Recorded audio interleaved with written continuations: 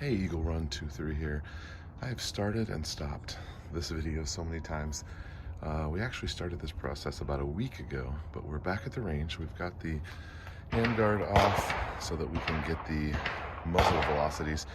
I know that messes up harmonics, but there's nothing I can do about that until I figure out how to get the MagnetoSpeed sporter to go on some sort of M-lock attachment, which we'll address that at some point. Right now I'm mostly interested in testing and muzzle velocities, but of course we'll keep track of our accuracy. We're here on the 50-yard range. AT3 Tactical just released a whole little target package, and so we're going to be shooting these targets today. Printed a bunch of them. There's like 6 or 7 different ones, so make sure you check those out. If you need a link to it, I might just put the link in this video, but those are going to be pretty great. I tried making my own, but I think these are better. Okay, first up is our hunting load that we simply reseeded to a deeper depth. This is the one that fell out on me several times and caused a big mess. Okay, so I hope you can see our muzzle velocities right there.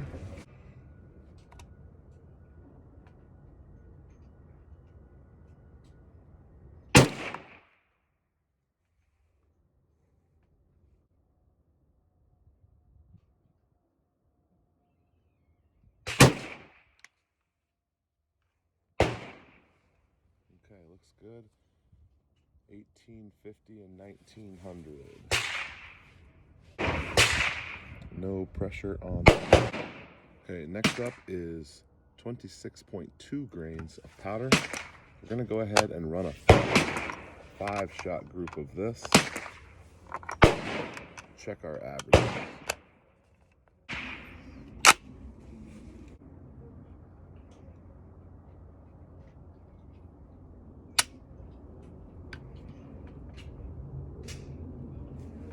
We got click, no bang.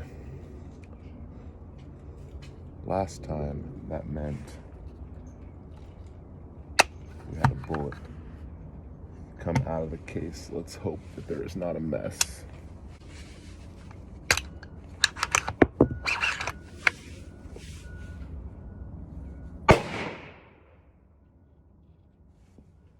Everything seems fine. Looks like nothing adjusted.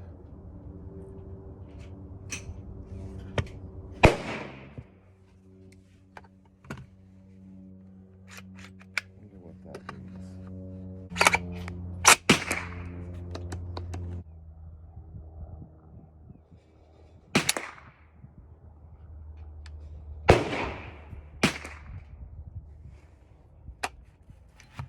Again, click, no bang.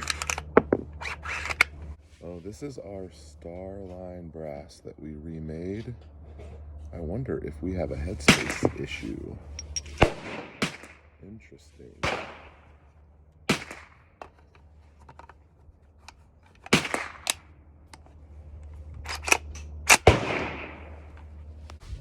Looks like we're gonna figure out how to use that bullet puller finally. So something is wrong with the brass that we made. It's possible.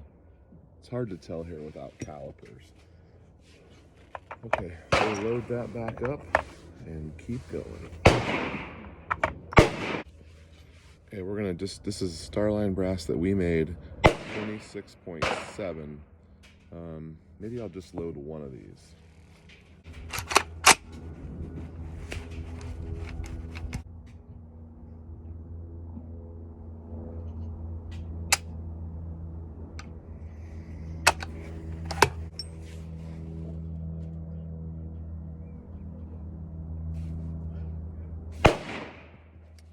Must be headspace. So up next,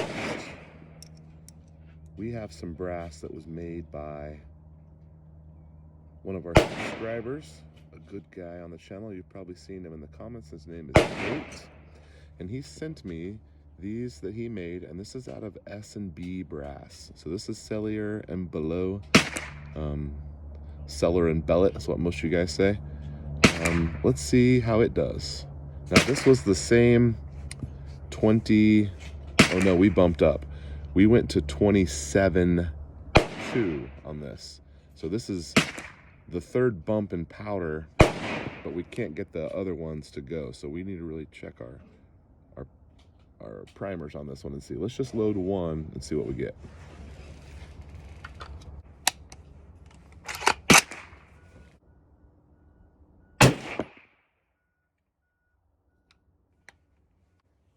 And it ejected and held open. Everything looks super fine on that.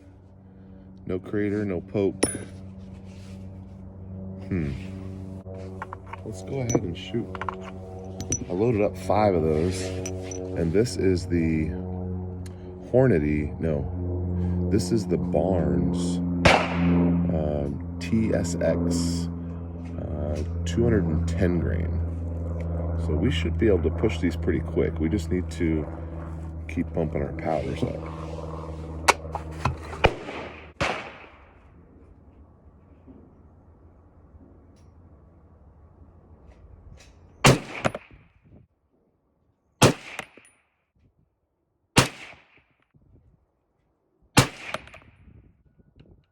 Looks like a nice little group.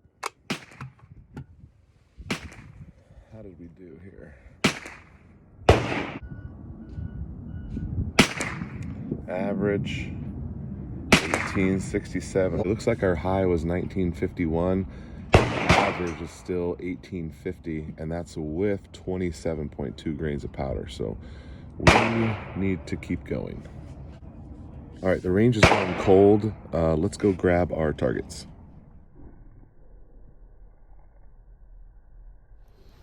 Okay, first 2 shots from our hunting load, and then our 5-shot group from our buddy Nate with the Barnes TSX. I've got 2 more targets here. I think I'm gonna keep going with those original Q brass. We're just gonna have to figure out what's going on with our brass that we're making. Okay, so this is the Q brass from our hunting load, and it works just fine. I've loaded this brass 2 or 3 times, and my process for the brass on this is it's being resized in the same exact setup on my Dillon that this brass is being resized on, but this one won't go and the other one will. So there is some difference between the 2 of these, and we're probably going to need to get calipers out to figure out what that is. I'm trying to get it lined up for you guys so you can kind of see. Visually, there's nothing different. Okay, well, we're out here and we've got some bullets to shoot, so let's shoot them and see if we can get this hunting bullet to a little bit better. Okay, 5-shot group. Average velocity 1900, okay. High was 1932, so that was pretty consistent then. Okay, great. Okay, I think we have what we need. Okay, so I'm over here taking off my magneto speed and look at what I found. We have got to figure out a better way to get that tight, because it's come loose on me twice now, and I think when we go down range we'll see that it did affect our impact.